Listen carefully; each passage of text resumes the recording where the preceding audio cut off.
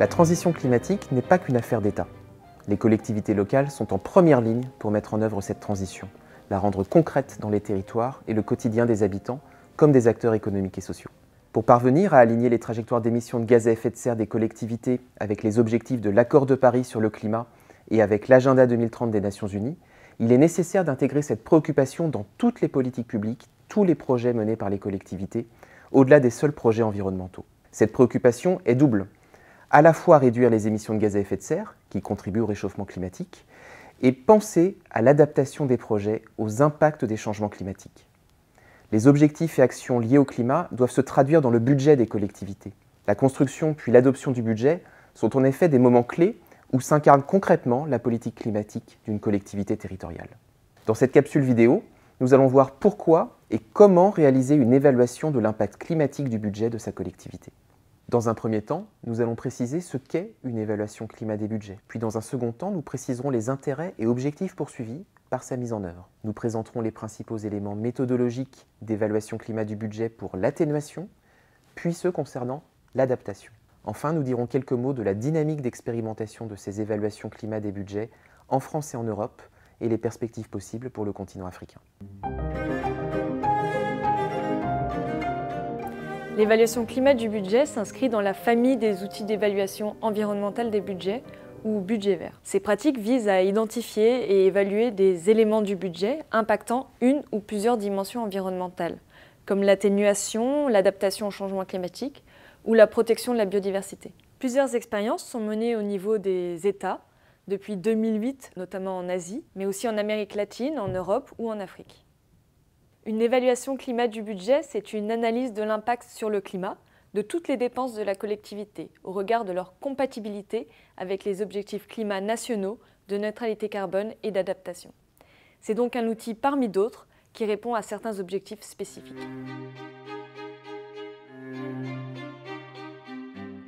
Une évaluation climat du budget permet de faciliter le pilotage budgétaire pour identifier les dépenses favorables ou défavorables au climat, pour permettre d'évaluer la cohérence des dépenses avec les objectifs climatiques, pour permettre l'analyse des marges de manœuvre, proposition de réforme, réorienter les dépenses, et enfin pour avoir un suivi de l'évolution d'exercice en exercice. Mener une évaluation climat de son budget présente aussi d'autres bénéfices, en particulier pour faciliter le dialogue entre les élus et entre les services de la collectivité, notamment ceux en charge des finances, du contrôle de gestion, de l'environnement et du climat. Cela permet également de renforcer la transparence pour les citoyens et les investisseurs sur l'intégration des enjeux climatiques dans l'action des collectivités.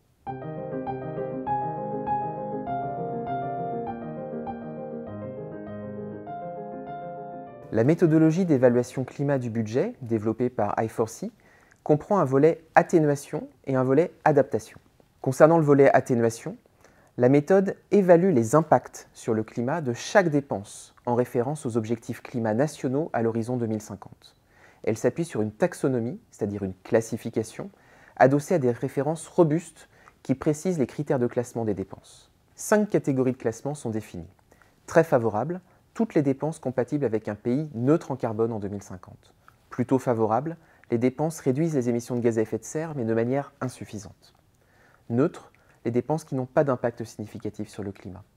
Défavorable, les dépenses incompatibles avec la neutralité carbone.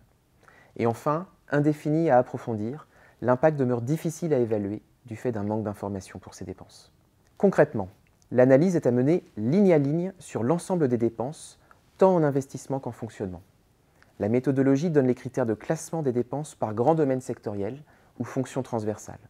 Par exemple, pour l'achat d'un véhicule automobile, le critère est le niveau d'émission de CO2 par kilomètre. En deçà de 50 g de CO2 par kilomètre, la dépense est classée très favorable. Au-delà, c'est défavorable. La collectivité peut présenter le résultat de son analyse par commission.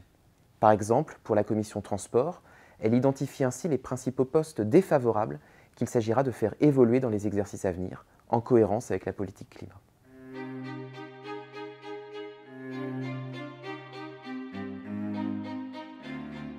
Pour ce volet adaptation, la méthodologie évalue le processus de prise en compte de l'adaptation dans la prise de décision budgétaire. En effet, contrairement à l'atténuation, il n'y a pas de trajectoire de référence. L'adaptation est un processus, elle est forcément contextuelle et propre à chaque situation. La méthode propose de questionner chaque dépense en 3 étapes. Premièrement, la dépense est-elle potentiellement structurante pour l'adaptation? Si oui, la dépense est-elle concernée par une mesure d'adaptation, par une politique d'adaptation? Si oui, la dépense a-t-elle effectivement bien intégré la prise en compte des impacts du changement climatique?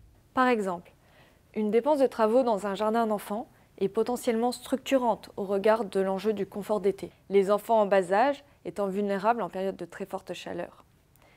Cet enjeu est-il bien identifié par la collectivité? Si oui, les travaux menés vont-ils apporter une amélioration sur le confort d'été?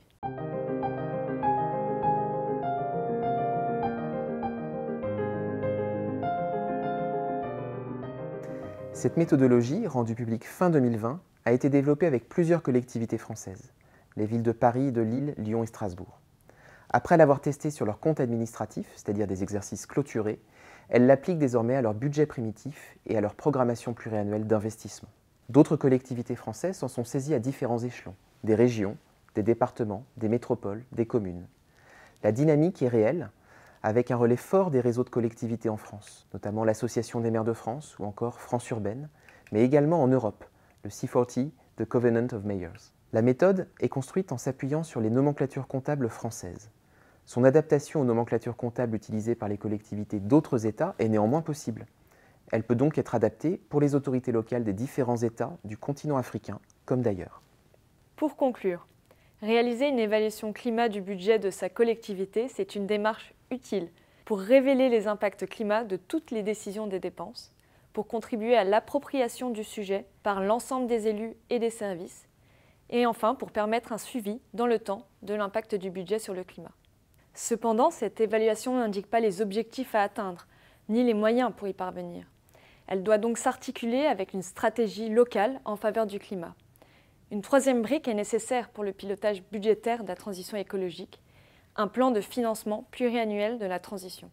Ce triptyque, budget vert, stratégie et plan de financement, doit ainsi contribuer à l'alignement des budgets publics locaux avec les objectifs environnementaux portés par les agendas internationaux. Pour avancer dans cette direction, la méthodologie d'I4C est disponible sous licence Creative Commons.